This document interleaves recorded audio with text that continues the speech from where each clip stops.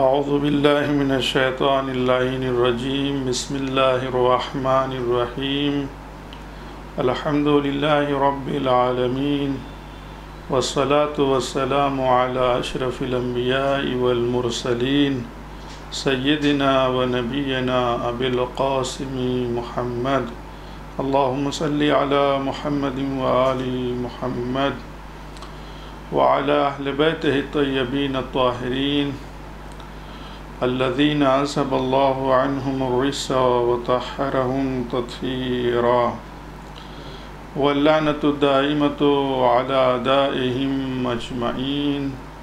من يوم ظلمهم إلى قيام يوم الدين أما بعد فقد قال الله الحكيم في كتابه الكريم بسم الله الرحمن الرحيم يا أيها الذين آمنوا كتب عليكم الصيام كما كتب على الذين من قبلكم لعلكم تتقون۔ ناظرین محترم سلام علیکم۔ انشاءاللہ عبادت طاعت الہی پروردگار عالم قبول فرمائے۔ کل کی بحث کا جو آج ادامہ ہے، یعنی مولائے کائنات امیر المومنین علیہ السلام کی خدمت میں آپ کے ایک معتبر صحابی جناب حمام رحمۃ اللہ علیہ حاضر ہوتے ہیں، اور اس کے بعد متقین کی صفات، ان کی نشانیاں، ان کی علامت کے بارے میں آپ نے سوال کیا کہ جس کے بعد مولائے کائنات امیر المومنین علیہ السلام نے ابتداءً تو گریز کیا جواب دینے سے، لیکن جب آپ کا اصرار بڑھا تو آپ نے تقوی الہی کی تلقین کی، لیکن اس سے بھی آپ قانع نہیں ہوئے تو اس کے بعد مفصل ایک بیان ہے کہ جس کو نہج البلاغہ کے خطبات میں سے خطبہ نمبر 193 اور بعض میں 191 میں بھی اس کو ذکر کیا گیا ہے، جس میں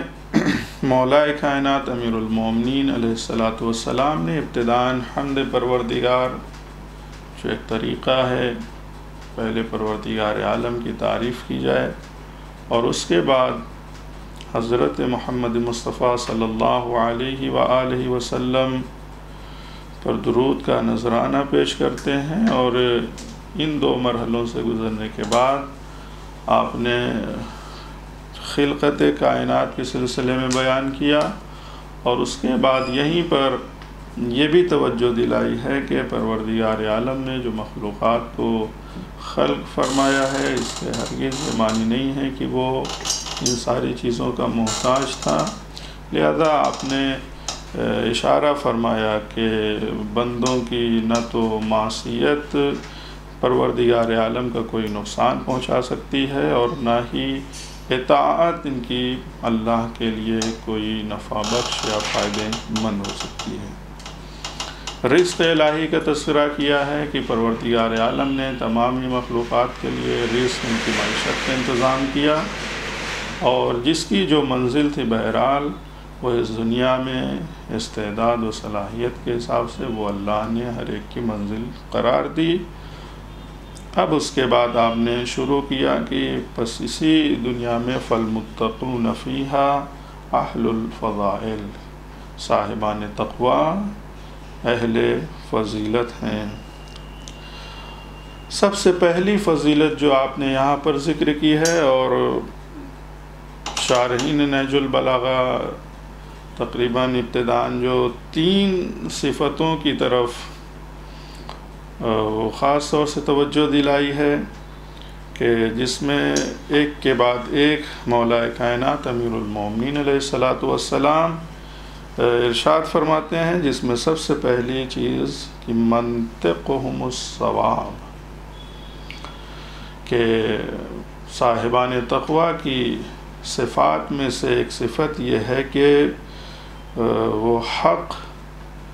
اور سچ بولنے والے ہوتے ہیں، ان کی گفتگو جو ہے وہ حق اور حقیقت پر مبنی ہوتی ہے۔ دوسرے مرحلے پر ملبسہم الاقتصاد، ان کا لباس جو ہوتا ہے وہ ایک میانہ اور ایک درمیانی حیثیت رکھتا ہے، جو ایک ظاہری اس کا ترجمہ ہے۔ مشیہم التواضع، اور ان کی راہ و روش سماج اور معاشرے میں وہ تواضع ہے۔ لیکن اب اگر یہاں پر انسان متوجہ ہو اور غور کرے کہ پروردگار عالم نے انسان کو مختلف نعمات سے نوازا ہے، لیکن انہی میں سے اگر اعضائے بدن کی طرف انسان متوجہ ہو تو زبان ایک خاص اہمیت کی حامل ہے، اور مولا کائنات امیر المومنین علیہ السلام نے بھی سب سے پہلی جو علامت اور صفات میں سے جو پہلی صفت بیان کی ہے وہ ان کے زبان کے حوالے سے، اس لیے کہ زبان ہی وہ ہے کہ جس کے ذریعے سے انسان جو ہے وہ پہچانا جاتا ہے کہ انسان کے اندر کیا موجود ہے، اور یہ بھی مولا کائنات امیر المومنین علیہ السلام کا قول ہے کہ یہ انسان جو ہے اپنی زبان کے اندر جو ہے بہرحال وہ چھپا ہوا ہے، اور اسی وقت پہچانا جاتا ہے جب اس کی زبان کھولتا ہے اور کچھ بولتا ہے۔ تو زبان بہت بڑی نعمت ہے، یہاں تک کہ امام باقر علیہ السلام ارشاد فرماتے ہیں کہ جس طریقے سے انسان سونے اور چاندی کی حفاظت کرتا ہے، اس کی حفاظت کا انتظام کرتا ہے، اسی طریقے سے یہ انسان کی ضرورت ہے کہ اپنی زبان کی بھی حفاظت کا انتظام کرے۔ تو زبان کا ہونا یہ عام چیز، لیکن یہ گفتگو اور جب یہ کلام کرتے ہیں تو وہ ثواب ہوتا ہے۔ ثواب کے بارے میں، ثواب البتہ یہاں پر اس سے نہیں بلکہ سواد، اور جس کے معنی راستی اور حق کے ہیں، کہ جب وہ کلام کرتے ہیں تو وہ حق ہوتا ہے اور مفید ہوتا ہے، فائدے مند ہوتا ہے۔ قرآن مجید میں متعدد آیات موجود ہیں کہ جس میں قول لین کے عنوان سے یعنی نرم لہجی، صداقت، ان ساری چیزوں کی طرف اشارہ ہوا ہے۔ یا ایھا الذین آمنوا اتقوا اللہ، صاحبان ایمان تقوی الہی اختیار کرو، اس کے بعد وقولوا قولا سدیدا، ایک بہترین جسے کہتے ہیں نپاک تولا جو ایک کلام ہوتا ہے وہ پیش کیجئے آپ، کہ جس کے بعد پروردگار عالم کی نعمتوں کا نزول ہوتا ہے کہ یصلح لکم اعمالکم ویغفر لکم ذنوبکم، تمہارے اعمال کی وہ اصلاح کرے گا اس کے نتیجے میں، یعنی تقوی اور کلام خیر کے آئینے میں، اور تمہارے گناہوں کو بخش دے گا۔ لہذا صداقت جو ہے وہ بہت ہی اہم چیز ہے اور بہت ہی ضروری امر ہے جو ہمارے آیات اور روایات کے ذریعے سے ثابت ہے۔ اور یہیں پر میں ذکر کروں کہ آپ دیکھیں کہ قرآن مجید میں اہل بیت علیہ السلام کی ہمراہی کا جب تذکرہ ہوتا ہے، یا ایھا الذین آمنوا اتقوا اللہ وکونوا مع الصادقین، تو یہاں پر اگر انسان غور کرے تو یہ چیز ظاہر ہوتی ہے کہ اہل بیت علیہ السلام جو قانتین بھی ہیں، راکعین بھی ہیں، رکوع کرنے والے ہیں، ساجدین بھی ہیں، جو سجدہ بہترین سجدہ انجام دینے والے ہیں، مجاہدین بھی ہیں، وہ کاظمین الغیظ بھی ہیں، انفاق بھی کرنے والے ہیں، وہ ساری چیزیں، لیکن اس کے باوجود اگر اللہ نے کسی صفت کا انتخاب کیا ہے تو وہ صدق اور صداقت کا انتخاب کیا، اور آواز دی وَكُونُوا مَعَ الصَّادِقِينَ، سچوں کے ساتھ ہو جاؤ، جس سے یہ بات انسان کے لیے واضح ہو جاتی ہے کہ زندگی کا ہر عمل اگر اس کے ساتھ اس کے ہمراہ صداقت اور سچائی نہیں ہے تو وہ عمل اس کے لیے بیکار ہوتا ہے۔ یعنی کوئی بھی عمل زندگی کا ہو، فردی، اجتماعی، یعنی اس کے ساتھ سچائی کا ہونا بہت ضروری ہے۔ اگر یہ چیز موجود ہے تو بندہ اپنے کمال تک پہنچتا ہے۔ روایت میں ہے کہ اگر کسی انسان کو رسول خدا صلی اللہ علیہ وآلہ وسلم نے ارشاد فرمایا کہ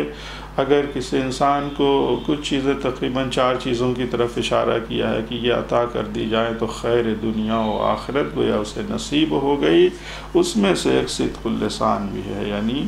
جب وہ کلام کرتا ہو تو سچائی کے ساتھ حق بولتا ہو، ادائے امانت ہے، امانت کی ادائیگی ہے، عفت و بطن شکم کی پاکیزگی ہے، وہ حسن الخلق اور بہترین اخلاق انسان کا۔ لہذا یہ پہلی صفت ان لوگوں کی ہے کہ جو صاحبان تقویٰ میں سے ہیں۔ ملبسہم الاقتصاد، اب یہ ان کا لباس جو ہوتا ہے ایک میانہ اور درمیانی لباس ہوتا ہے۔ ظاہری ترجمہ بعض علماء نے بیان کیا ہے، بعض لوگوں نے قرآن کی آیات کا سہارا لیتے ہوئے کہ جس میں لباس کا ذکر ہوا ہے تو وہ لباس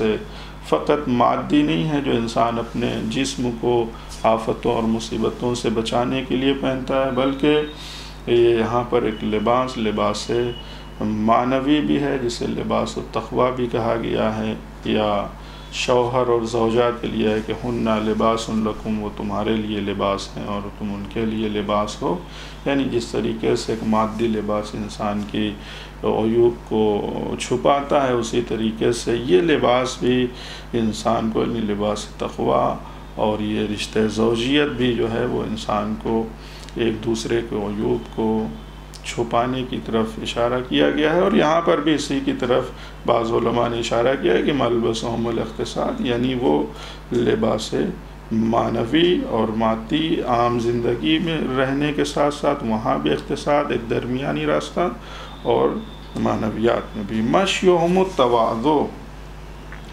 اب ان کی راہ و روش، اصل مشی جو ہے وہ چلنے کے ہوتے ہیں، لیکن ہر وقت انسان تو چلتا نہیں کہ صرف چلنے میں تواضع ہو، اگرچہ اس کے بارے میں بھی تاکید بہت ہے کہ یہ عباد الرحمن کی صفات میں سے ایک صفت ہے کہ وہ جب زمین پر چلتے ہیں تو ان کے شانے جھکے ہوئے ہوتے ہیں، تکبر کے انداز میں نہیں چلتے ہیں۔ تو یہاں پہ تواضع کے ساتھ جو ہے چلنا، یہ بھی صاحبان تقویٰ کی علامتوں میں سے ایک علامت ہے، لیکن علماء نے یہاں پر اس چیز کی طرف بھی اشارہ کیا ہے کہ یہ مشی اور چلنا یہ انسان کے ہر میدان میں ہے، یعنی قول میں تواضع ہونا چاہیے، حتیٰ دیکھنے کے انداز میں اس کے تواضع ہونا چاہیے، گفتار میں،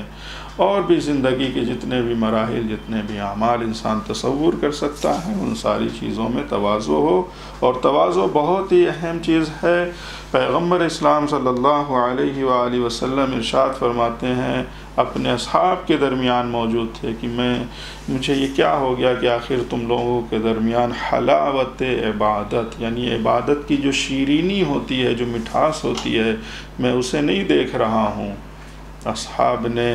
عرض کیا، یا رسول اللہ، آخر وہ مٹھاس اور وہ شیرینی کیا ہے جو عبادت کی ہوتی ہے اور ہم میں نہیں ہے؟ تو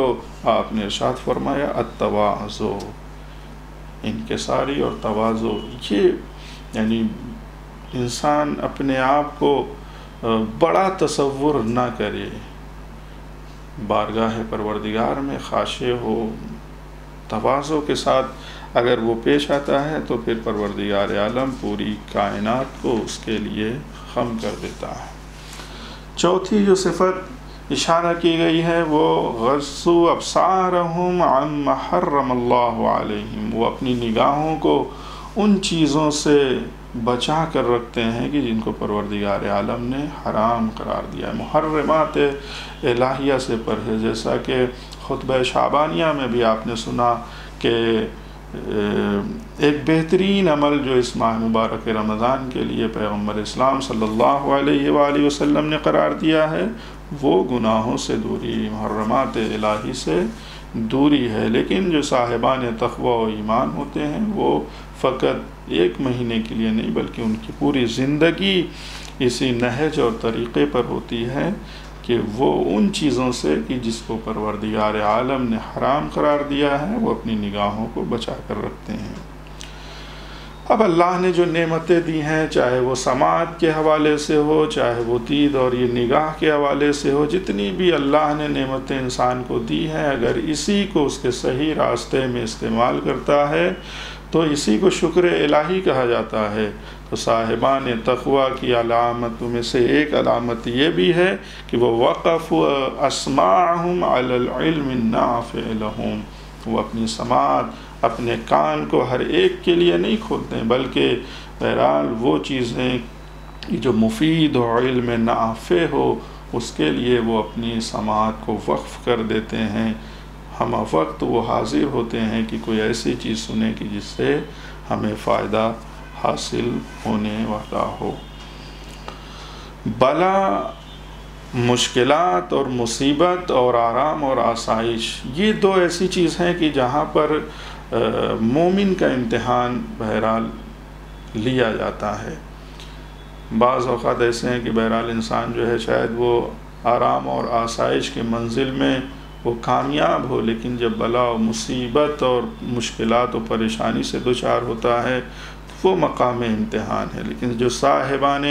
تقوی و ایمان اور متقین حضرات کی صفات میں یہ صفت ہے کہ وہ مشکلات اور آسائش یہ دونوں مرحلے پر وہ تقریباً مساوی ہوتے ہیں، یعنی ان کے ایمان میں لغزش نہیں ہوتی ہے۔ وہ خوشحالی کے عالم میں ہو تب بھی شکر پروردگار ہیں، مصیبت و مشکلات میں گرفتار ہوں اس کے باوجود بھی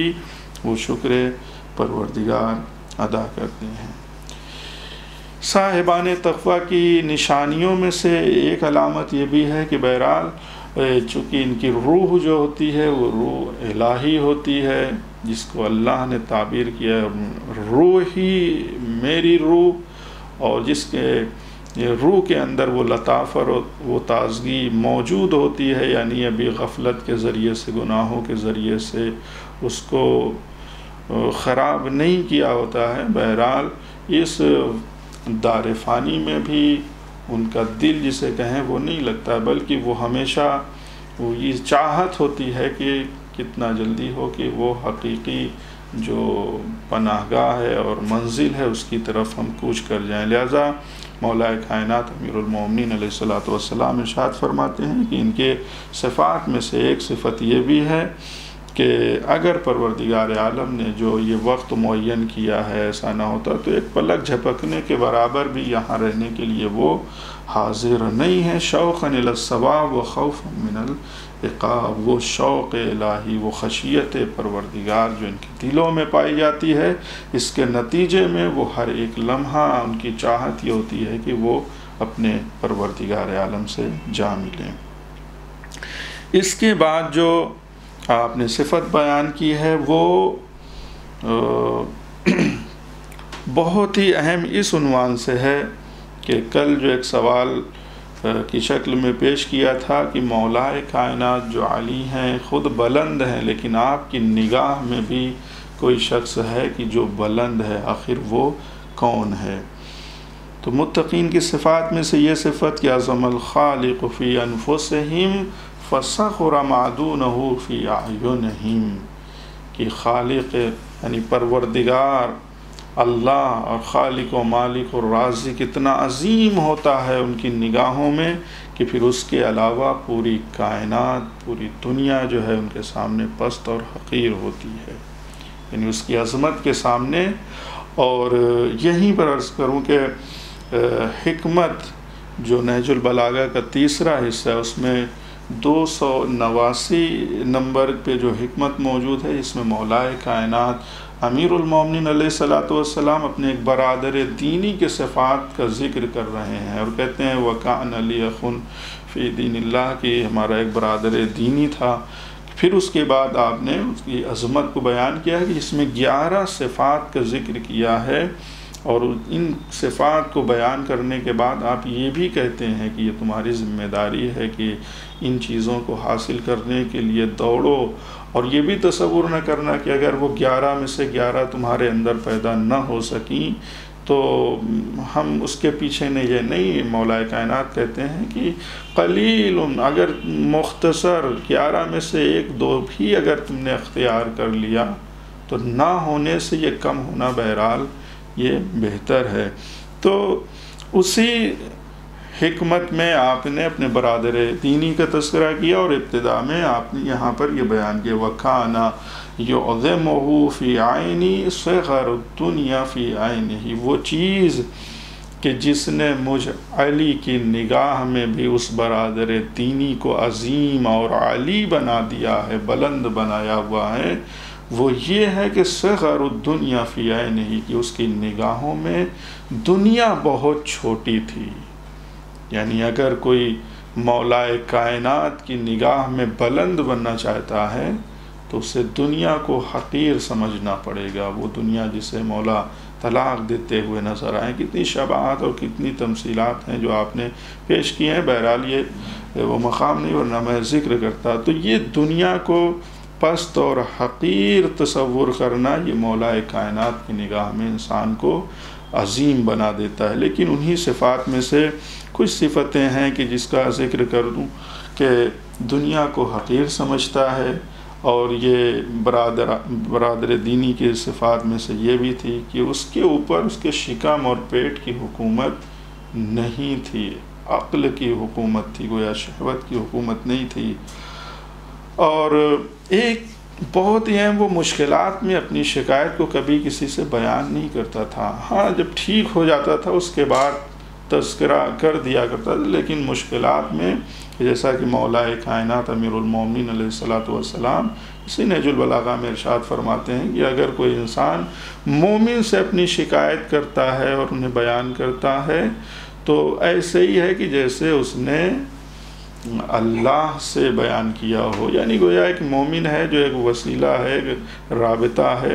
اور ایک ذریعہ ہے اپنی دعاؤں کو، اپنی شکایت کو پروردگار عالم تک پہنچانے کا۔ لیکن اگر کسی انسان نے غیر مومن کسی کافر سے اپنی شکایت کو بیان کی تو ایسا ہی ہے کہ جیسے اس نے اللہ کی شکایت کی ہو اس کافر سے۔ کتنا فرق ہے دونوں میں۔ کوئی مومن امانتدار الہی ہوتا ہے، لیکن جو غیر مومن اور کافر بہرحال کی جس کے اندر وہ شمع توحید روشن نہیں ہے، اگر اس سے کوئی اپنی مشکلات کو بیان کرتا ہے شکایت کے عنوان سے تو یہ چیز جو ہے ایسے ہی ہے کہ جیسے اس نے اللہ کی شکایت ان سے کی ہو۔ جب کوئی دو چیزیں اس بندے خدا کے سامنے پیش آتی تھیں تو وہ یہ دیکھتا تھا کہ آخر کون سی چیز جو ہے ہماری خواہشات سے زیادہ قریب ہے، تو جو خواہشات سے زیادہ قریب ہوتی تھی اسے وہ ترک کر دیتا تھا۔ یعنی وہ چند صفات تھے کہ جس کی طرف میں نے اشارہ کیا۔ تفصیل کے لیے مراجعہ کریں 289 نمبر حکمت کہ جس میں مولا کائنات اپنے ایک برادر دینی کے حوالے سے یہ بیان کر رہے ہیں کہ جس کے اندر یہ صفتیں ہوں وہ میرے نزدیک بلند ہے اور عظیم ہے۔ تو یہ 8ویں صفت تھی کہ اگر پروردگار عالم کی عظمت اتنی زیادہ ان کی نگاہوں میں ہوتی ہے کہ پھر دنیا اور دنیا کی ساری چیزیں جو ہیں وہ حقیر اور پست ہوتی ہیں ان کی نگاہوں میں۔ یہیں پر چونکہ آنے والا دن جو ہے وہ جمعہ کے عنوان سے بھی منصوبہ، اور جو آخری الوداع جمعہ اور جو بہت ہی زیادہ شہرت کا مالک ہوا ہے روز قدس کے عنوان سے بھی ہے، لہذا اسی صفت کے عنوان سے 2-3 جملے میں عرض کروں کہ جو بنیاد گزار یعنی جنہوں نے اس چیز کو دنیا کے سامنے پیش کیا ہے، سب سے پہلے تو یہ انسان کو سمجھنا چاہیے کہ یہ ظلم کے خلاف آواز کا بلند کرنا، یہاں پر مظلوم میں کوئی قید نہیں لگائی ہے معصومین علیہ السلام میں کہ چاہے وہ ظالم کے لیے دشمن بن کے رہو، مظلوم کے حامی و مددگار بن کے رہو، تو یہاں پہ مظلوم مومن کی قید نہیں ہے، مظلوم کافر کی قید نہیں ہے، مطلق ہے، یعنی جو بھی ظلم کے دائرے میں آ جائے اس کی حمایت کرنا یہ ایک انسان کی شرعی ذمہ داری ہے، اجتماعی ذمہ داری ہے۔ حدیث میں موجود ہے کہ فریاد مظلوم سے انسان کو جو ہے وہ ہوشیار رہنا چاہیے، وَإِن كَانَ كَافِرًا، چاہے وہ مظلوم کافر ہی کیوں نہ ہو، اس لیے کہ جب کوئی مظلوم پروردگار عالم کی بارگاہ میں اپنی آواز پیش کرتا ہے تو سارے حجاب ختم ہو جاتے ہیں، یعنی پروردگار عالم اور وہ مظلوم گویا کہ ایک رابطہ ہے، وہ مستقیم کی باتوں کو سنتا ہے۔ جو چیز یعنی امام خمینی رحمۃ اللہ علیہ کو، اور یہ بہت بڑا امتیاز جسے آپ کہیں، آج ایک ملک کا سربراہ خود اس کے ملک اور وہاں رہنے والے ہی ان کی ساری باتوں کو قبول نہیں کرتے ہیں، لیکن نہ جانے کیسا اخلاص تھا کہ جنہوں نے ظلم کے خلاف آواز اٹھانے کے لیے الوداع جمعے کو ماہ مبارک رمضان کے لیے قرار دیا، تو ملک ہی نہیں بلکہ تقریباً پوری دنیا میں 80 سے زائد ممالک میں آپ کے اس اعلان کے بعد آج بھی آپ دیکھیں کہ لوگ استقبال کر رہے ہیں۔ یہ اخلاص تھا اس بندے پروردگار کا، اور یہ صفت کی جس کی نگاہ میں خالق کی عظمت ہو کہ ساری دنیا اس کی نگاہوں میں حقیر ہوتی ہے، یہ صفت بہت ہی نکھر کر امام خمینی کی دنیا کے سامنے میں پیش آئی تھی، جب آپ نے فرمایا تھا کہ جب میں نے اللہ اکبر یعنی جب اللہ سب سے بڑا ہے کہہ دیا تو پھر اب دنیا کی کسی بھی طاقت اور کوئی بھی حکومت ہمارے سامنے کوئی حیثیت نہیں رکھتی ہے۔ لہذا ظلم کے خلاف آواز کو بلند کرنا، لیکن یہی متقین کی صفت میں اگر ہم آ کر دیکھیں تو ظلم کے خلاف آواز بلند کرنے کا حق بھی کہیں یا وہی کر سکتا ہے کہ جو اپنے اندر موجود ظالم کے خلاف آواز کو بلند کر چکا ہو، یعنی وہ نفس امارہ، وہ خواہشات نفسانی جو انسان کے اندر دشمن کی شکل میں موجود ہیں، پہلے اس کے مقابلے میں آواز کو جو بلند کرتا ہے تو پروردگار عالم وہ قوت عنایت کرتا ہے کہ پھر وہ اجتماعی ظلم جو دنیا پر بندگان خدا پر ہوتے ہیں ان کے خلاف آواز کو بلند کرتا ہے، اور اگر لوگوں کو دعوت بھی دیتا ہے تو لوگ قبول بھی کرتے ہیں، اور اس عنوان سے کہ یہ ایمان اور تقوی کی طاقت ہے کہ پروردگار عالم لوگوں کے دلوں میں ان کی مودت اور ان کی محبت کو قرار دیتا ہے۔ لہذا یہ ہماری ذمہ داری ہے۔ اس کے بعد مختصر لفظوں میں چند صفات اور بھی ذکر کر کے بات کو ختم کرنا چاہتا ہوں، اور انشاءاللہ کل اور کل کی بات کا جو موضوع اسی عنوان سے ہے کہ متقین کی رات میں یعنی ان کی کیفیت کیا ہوتی ہے، وہ کس عالم میں رہتے ہیں، وہ کیا کرتے ہیں،